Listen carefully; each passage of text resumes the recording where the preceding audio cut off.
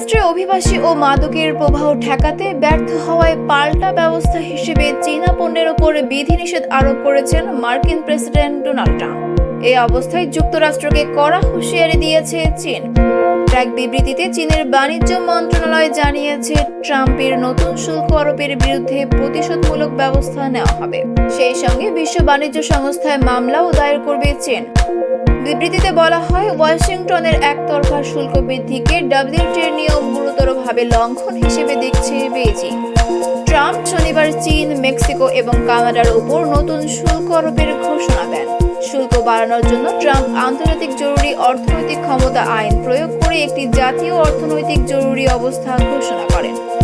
৪ ফেব্রুয়ারি থেকে কার্যকর হতে যাওয়া এই আইনের অধীনে মেক্সিকো এবং কানাডা থেকে আসা সব ধরনের পণ্যের উপর 25% শুল্ক এবং চীনা পণ্যের উপর 10% শুল্ক আরোপ করা হবে।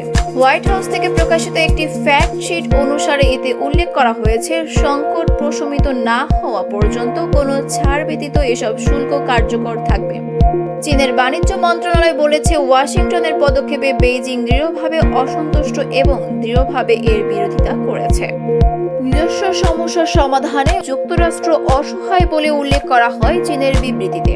এটি চীন ও মার্কিন যুক্তরাষ্ট্রের মধ্যে স্বাভাবিক অর্থনৈতিক ও বাণিজ্য সহযোগিতাকে ক্ষুণ্ণ করে।